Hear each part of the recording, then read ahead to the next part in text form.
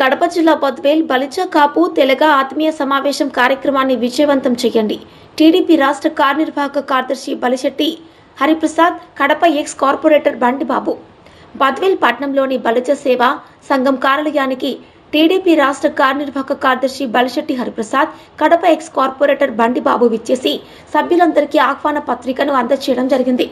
అనంతరం వారు మాట్లాడుతూ 22వ తేదీన మేడ కళ్యాణ మండపంలో జరగబోయే బలిజ కాపు తెలగ ఆత్మీయ సమావేశానికి ప్రతి ఒక్కరూ విచ్చేసి విజయవంతం చేయవలసిందిగా తెలపడం జరిగింది.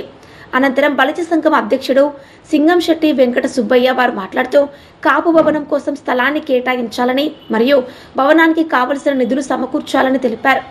దానితో పాటు కాపు కార్పొరేషన్ కింద ప్రతి ఒక్కరికి లోన్లు వచ్చేలాగా ఏర్పాటు చేయాలని ప్రత్యేకంగా కోరటం జరిగింది. కార్యక్రమంలో వైస్ ప్రెసిడెంట్ కొరపాటి సురేంద్ర, ప్రధాన కార్యదర్శి కొంకుల రమణ, డాక్టర్ కొంకుల రాంబాబు, మాజీ బలిజ సంఘం అధ్యక్షుడు డివి వెంకటేశ్వర్లు, నానాబాల వెంకటేశ్వర్లు, లకిడి విజయభాస్కర్, కొంకుల రవి, కాలవపల్లి సర్పంచ్ శ్రీను, బాచికాల శ్రీనివాసులు, పెద్ది సుధాకర్, కేఆర్ తరఫున గుర్రల హరి, తోట రాము, బలిజ సంఘం నాయకులు, సభ్యులు తదుపరులు పాల్గొన్నారు.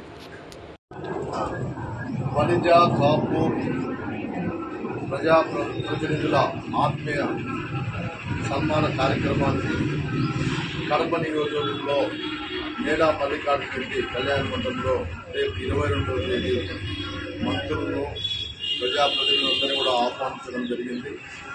వాళ్ళు కడపకు 22వ తేదీ ఉదయం వస్తారు.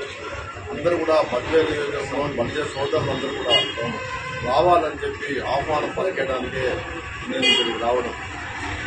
ముఖ్యంగా బలిజ సామాజిక వర్గాన్ని రాయలసీమలో కానీ కడపలో కానీ మన సామాజిక వర్గాన్ని అనగదొక్కుతున్న విధానాన్ని మన నాయకులు ఎవరు ఈ జిల్లాలో లేరు కాబట్టి వాళ్ళకు తెలియజేయడం, అదేవిధంగా మన బిడ్డలకు ఈడబ్ల్యూఎస్ కింద 5% దినం లోకేష్ ఇస్తాడు, అది కూడా వాళ్లకు తెలియజేయడం, ప్రతి నియోజకవర్గంలో కూడా కాపు భవన్లు ఏర్పాటు చేయాలి అనే దాని మీద కూడా ఇవన్నిటి కూడా వాళ్ళను మనం అడిగేదానికి వీలుంటుందనే ఉద్దేశంతో అన్ని నియోజకవర్గాల్లో బలిజ సోదరులందరినీ కూడా ఆహ్వానించడం జరుగుతాం.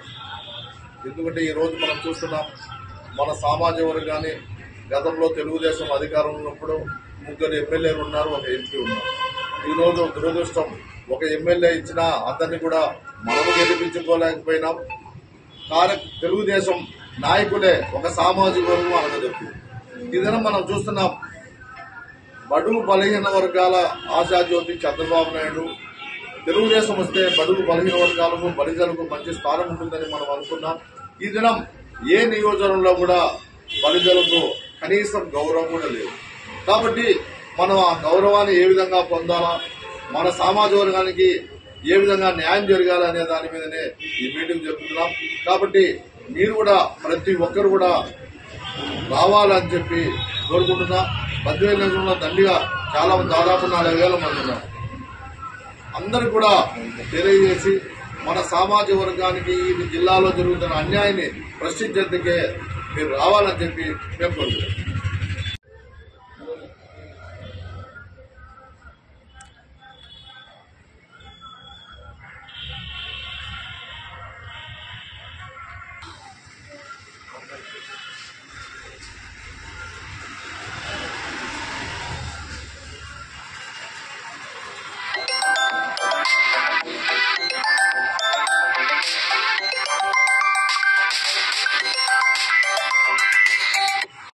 Apa